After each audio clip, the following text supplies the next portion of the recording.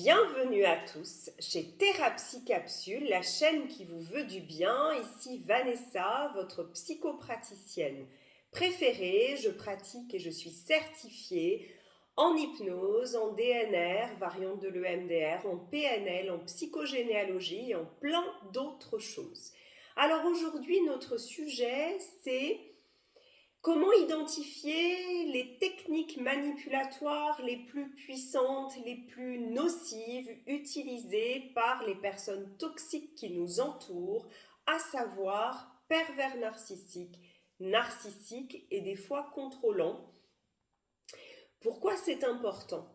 Parce que quand on vit avec ces gens-là, des fois on se pose la question, la première question qu'on se pose c'est: est-ce que c'est pas moi qui suis toxique? Est-ce que c'est pas moi le ou la narcissique? Et bien déjà, le premier repérage, c'est que quand vous êtes dans un état de confusion permanent, quand vous ne savez plus très bien où vous en êtes, quand vous perdez pied, quand vous passez de nombreuses heures à ruminer chaque jour, c'est que vous êtes dans une relation avec une personne manipulatrice. Attention, un manipulateur peut en cacher un autre. C'est-à-dire que des fois, on va voir les manipulateurs les plus évidents, et puis on ne va pas voir ce qu'on appelle en anglais les covert narcissiques, c'est-à-dire les narcissiques les plus cachés.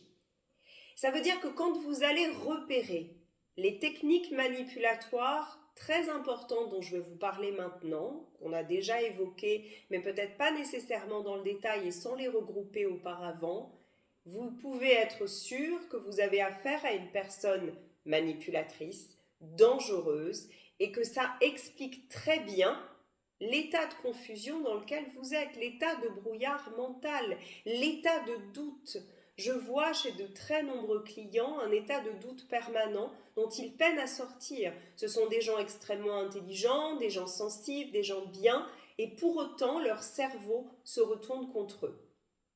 Et oui, parce que malheureusement, quand certaines techniques sont utilisées de façon répétée avec nous, notre cerveau bug. Notre cerveau n'est pas capable de faire face efficacement à ça et ça pose d'énormes difficultés. Alors, quelles sont les techniques manipulatoires les plus offensives, les plus pernicieuses utilisées par les pervers narcissiques et les narcissiques? La première technique dont on a déjà parlé et qui se retrouve tout le temps, c'est le gaslighting. Rappelez-vous ce qu'est le gaslighting.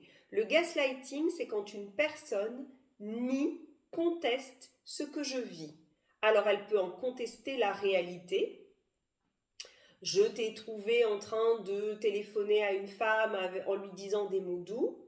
Le mari manipulateur peut dire absolument pas, ça n'est pas vrai. Première réponse de gaslighting. Il peut très bien dire « Oui, je téléphonais à une femme, mais ça n'était pas des mots doux. » Ou « C'est toi qui inventes tout ça. » Ou « C'est toi qui surréagis. » Ou « Ça n'a pas le sens qu'il faut lui donner. » Ou voilà, vous avez une petite idée. Ça peut être nier la réalité matérielle, comme ça peut être nier la réalité émotionnelle, du sens qu'il faut donner à la situation, comme nier l'importance de cette situation et contester la validité de votre réaction émotionnelle. Tu n'as pas à être jalouse, si tu me faisais confiance, ça ne te poserait pas de problème.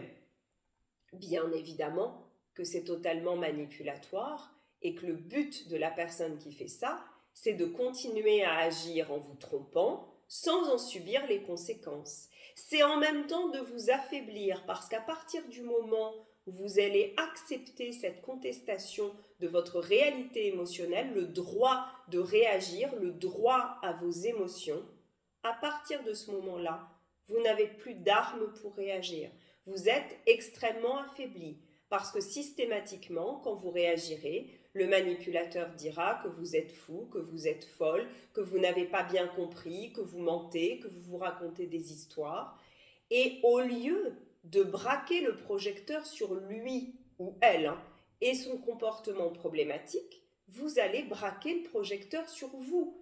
Et vous allez vous éplucher, vous allez vérifier, vous allez vous interroger. La grande caractéristique de ces gens-là, c'est également d'utiliser le mécanisme de la projection.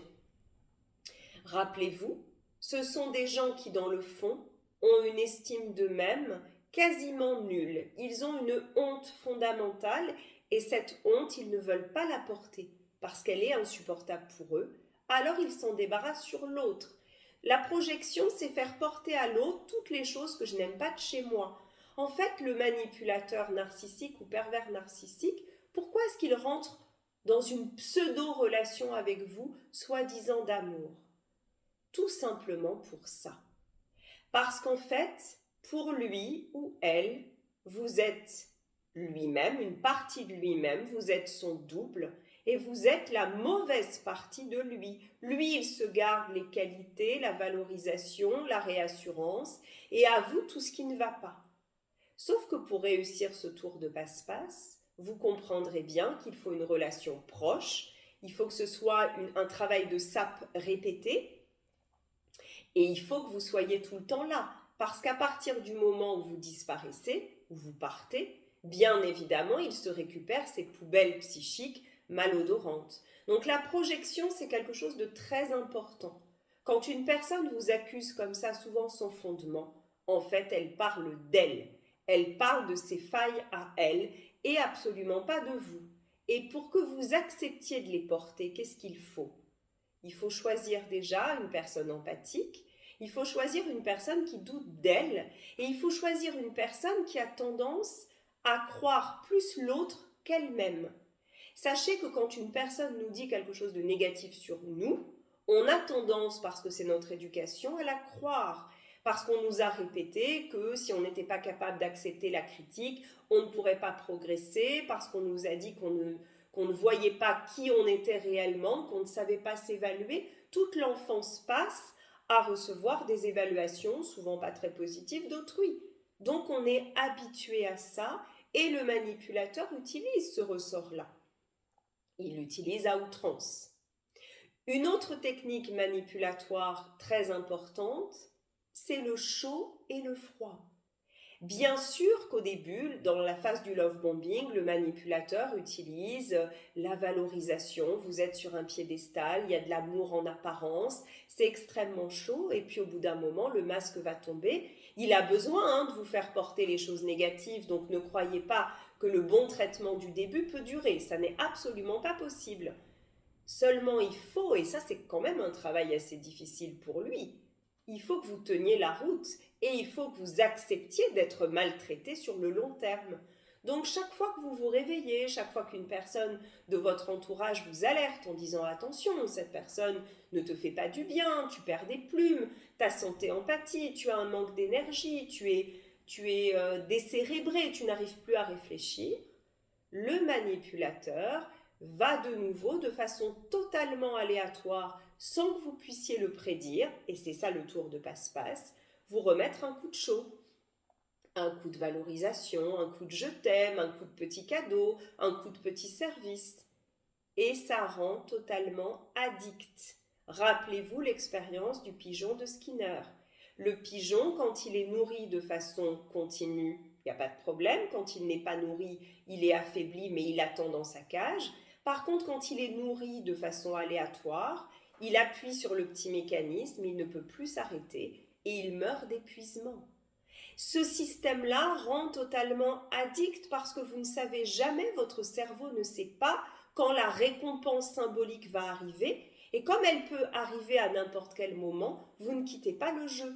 Et comme vous l'avez connu, vous avez connu des échantillons, et comme cette personne vous fait croire que c'est votre comportement, vos failles qui motivent son comportement à elle, en vous disant mais si tu redeviens X, Y, Z, je serai de nouveau gentil, c'est de ta faute si je fais ça, parce que souvent, vous venez d'une enfance où vos parents ont fait ça, au moins l'un de vos parents, vous y croyez. Donc vous n'allez pas quitter le jeu, puisque le jackpot, le rêve, ce qu'on vous a promis, risque de tomber. Et si vous quittiez le jeu maintenant, vous auriez toutes les pertes à éponger, vous auriez la réalité à regarder, et c'est une réalité terrible, des années perdues, de tous les dommages psychiques, familiaux, amicaux qui ont été causés, même financiers par cette personne. Donc vous restez. Et ce renforcement intermittent, puisque c'est son nom, il est extrêmement puissant et il vous enferme. Une dernière technique manipulatoire extrêmement commune, c'est le pilonnage mental. C'est de s'arranger pour vous asséner les arguments, vous poursuivre dans les pièces quand vous voulez arrêter une conversation, c'est vous prendre à n'importe quelle heure dans les moments où vous êtes les plus vulnérables, avant un examen, avant un moment important pour vous professionnel, c'est de s'arranger pour faire des scènes. Vous pouvez mal vous protéger dans ce cas-là, et le fait de répéter les arguments, le fait de vous crier dessus, le fait que ça dure des heures, le fait de vous réveiller la nuit pour ça, ça fait que bien évidemment votre cerveau craque, vous êtes affaibli, vous ne pouvez plus réfléchir, les pensées, vous ruminez tout le temps, donc quand la personne ne vous pilonne pas mentalement, c'est vous qui ruminez, bien évidemment. On sait très bien que ce genre de rumination, ça forme une boucle dont vous ne pouvez pas sortir. Quand vous avez tous ces signes-là, chers amis, fuyez, prenez vos jambes à votre cou, travaillez pour identifier au fur et à mesure ce qui se passe. Quand vous entendez ce genre de choses et que vous soupçonnez la personne qui vous accompagne de faire ça, utilisez des sous-titres. Pendant qu'elle vous parle, identifiez, tiens, qu'est-ce que cette personne est en train de faire? Quelle est son intention? Quelle technique utilise-t-elle? Qu'est-ce qu'elle veut obtenir réellement? Elle prétend vouloir mon bien, mais en réalité, ça n'est pas le cas. Et quand vous aurez fait tout ça, vous allez voir que vous allez prendre beaucoup de recul, que vous allez être beaucoup moins victime et que vous allez pouvoir en sortir. À très vite.